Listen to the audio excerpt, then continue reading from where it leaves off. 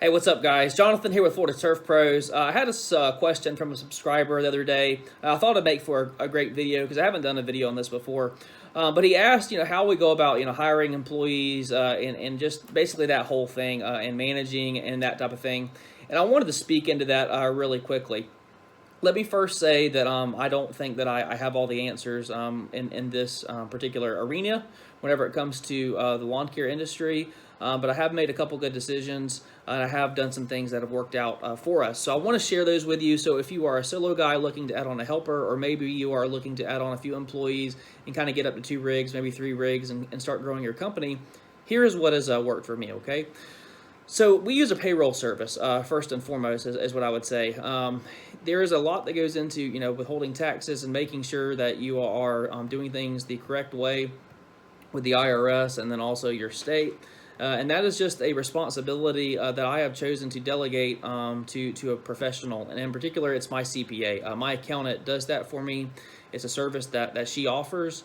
And it's worked out really well for us. So she does everything from making sure that the appropriate paperwork has been filled out for the guys whenever they are hired.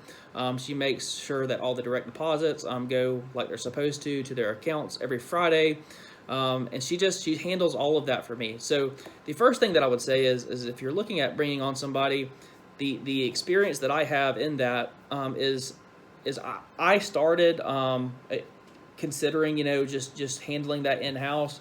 But whenever I started diving into it, it's just a lot of work, man. And frankly, if you're a solo guy and you're trying to grow a company, unless you are really good at that stuff, and I am pretty good at that, I still, with my knowledge in that area, it's just a responsibility that I rather dedicate to somebody else. So the first tip that I would give you is if you're looking at bringing on somebody, you need to talk to an accountant or a payroll service.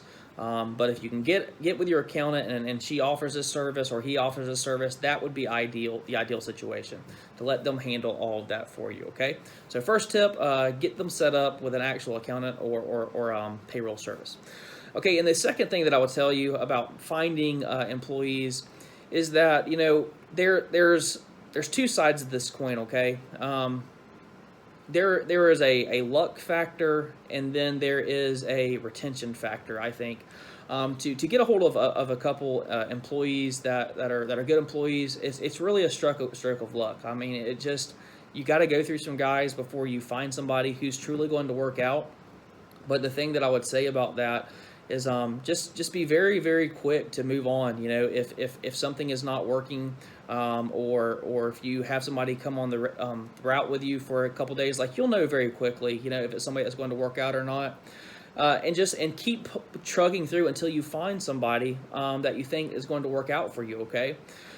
And then once you have that person, I'm not going to get into the whole,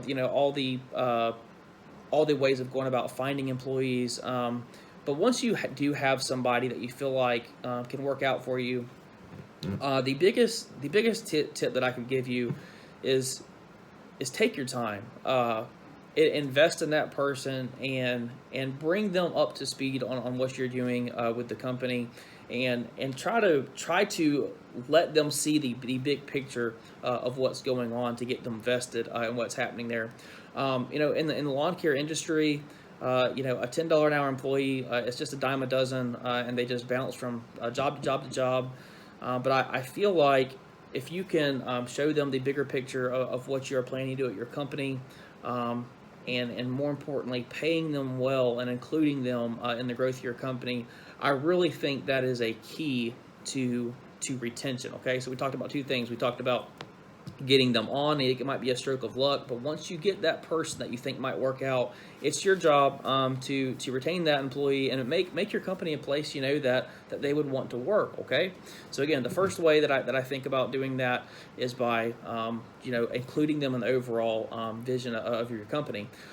Okay, then you get into pay, and the thing that I would say about pay whenever it comes to employees is, whatever the top number is that you think that you can pay somebody for your company, I would say you need to stretch yourself past that number and pay better than what you think that you can pay.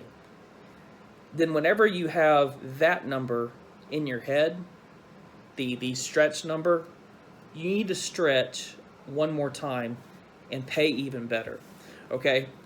I truly believe that, okay? That if you find somebody that is a good employee and you want to keep them around, man, you need to pay. One, they deserve it. If they're good at what they do, they show up and there's somebody that's accountable and dependable, man, you need to include them in the growth of your company. And one of the ways that you do that is pay. Okay, that's one thing that I feel like I've done well in my area. Hands down, I know that I pay better. We pay better than anybody in our area by far, and I'm certain of that as far as the lawn care industry goes. And it's something that I pride myself on. And the reason that we're able to do that is because of route density, guys. We expect a lot from our employees, the people that work with us. Whenever they clock in, it's go, go, go. You know, there's not driving around and goofing off. Like, they know what's expected of them. But the flip side of that is that you can pay them better if you have your company set up with a good route density, okay? So we talked about getting a hold of an employee might be a stroke of luck, then retaining them through showing them the vision, and then also paying them well. Something else that you can do in making your company a good place to work is trying not to, man, if there's a yard or a particular type of work that you don't want to be doing, because whether it's labor intensive, it's a crappy yard or whatever, like, the chances are your employees, like the people that work with you, they don't want to do that either, okay? And man, if there's like just like terrible ditches, like, there's just work that we won't do, man. And I'm not going to ask our employees or anybody who works here at my company. I won't ask them to do something that I won't do, period. And there's a lot of things that I don't want to do. Like, there's certain types of yards, certain types of properties, certain services that I don't want to do for whatever reason. Therefore, I'm not going to ask anybody who works here at my company to do that. So pay, making sure that they have good working conditions with the actual type of work that they're doing. If you have the ability to offer a crew leader a take-home vehicle to get them to and from work, that could be huge, man. Like, if you're able to do that, I would suggest looking at offering a take-home vehicle. Coming up with some type of policy on the usage for that vehicle. But that's just another feather in your cap, as an employer. Something else that you can do, and we do this here at our company, is the Monday through Thursday mow schedule. And I've checked in with the guys numerous times to see, would you rather just, work 5 days a week, or would you rather just work, a little bit longer, 4 days, and then have Friday, Saturday, and Sunday off, if that's possible, barring weather delays and those types of things. And unanimously, everybody wants Friday, Saturday, and Sunday off, working Monday through Thursday. I enjoyed doing that whenever I was just solo by myself. So therefore, the guys, they enjoyed doing that as well. And then also, it keeps you from overbooking yourself, running into a lot of overtime issues if you end up, overbooking yourself. There's just a lot of benefits to the Monday through Thursday work schedule. So it's something that you really should check into, man, because, again, you want to, invest, take care of employees, trying to get them up to speed on the bigger vision of your company. And then something else too, man, if you have an opportunity, to put your employees, in a uniform, and whatever that is, maybe you're get them some pants, shorts, or shoes, or just whatever. Like, take the time to invest in getting them some stuff that they need for their job, because one thing that always kind of struck me, as I was, building the lawn care business was, you go out and spend $10,000 on a mower, and you're telling me, you spend that kind of money on mowers and equipment and trucks and everything, and you can't invest $200, and your employees to get them, some uniforms, that look good, that they feel good to put on, that type of thing.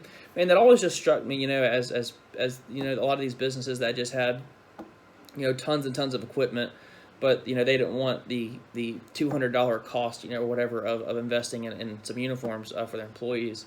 That always struck me. So that's another thing that you can do, okay? So pay, working conditions, Monday through Thursday work schedule, making sure that, the yards, are decent yards that they want to do.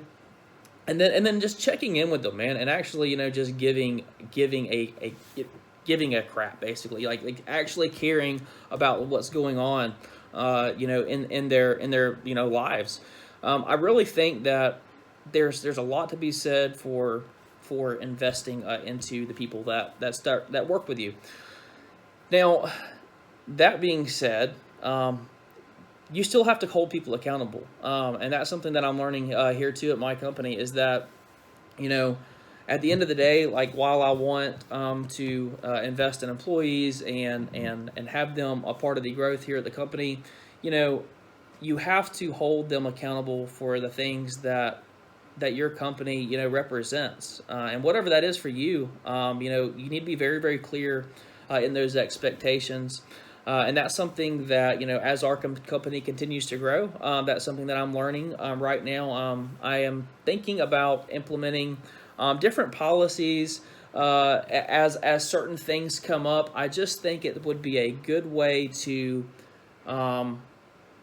work on the business. You've heard that terminology before, working on the business rather than in the business. But as scenarios present themselves with employees, and then other scenarios that you're going to inevitably run into, I really think a good strategy will be to go ahead and implement a policy for whatever scenario you run into with an employee, and have them sign off on that. And as you experience those scenarios, as your business grows, you can implement a new policy and then bring everybody up to speed, talk about it, let's sign off on it so everybody's on the same page. And moving forward, everybody knows what's going on. That's something that I am working on right now here. But again, we are right now copy and pasting another route. I have one route that's just about it's completely full whenever a lot of the accounts go to weekly in the next month or so. And I am currently building out another route with another employee right now and taking a copy and paste approach to the things that worked so well for us in the beginning. So that's where we're at here with my company, man. We are growing. I'm growing. I'm growing purposefully. I'm not just going wild and taking on any and everything. I'm very purposeful about what we're doing here, and trying to keep everything still manageable at this time. Well, some of the feedback that I've got from some people that have grown too fast was that they did not have some systems in place, checks and balances, and that's one thing I want to be very mindful of here at my company as we move forward, is to make sure that, as we experience new challenges or new scenarios, whether it's with employees or just different obstacles that we're going to come up to in the day-to-day operations, that I have some basic procedures and basic policies in place.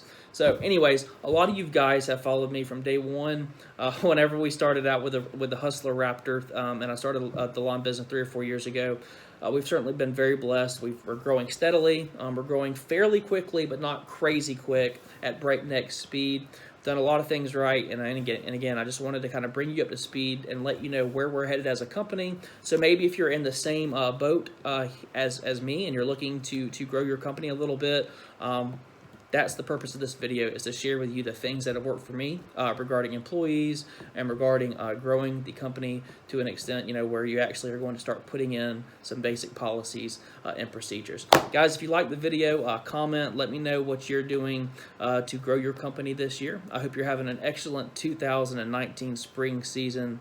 Good luck, God bless, and I'll be in touch soon.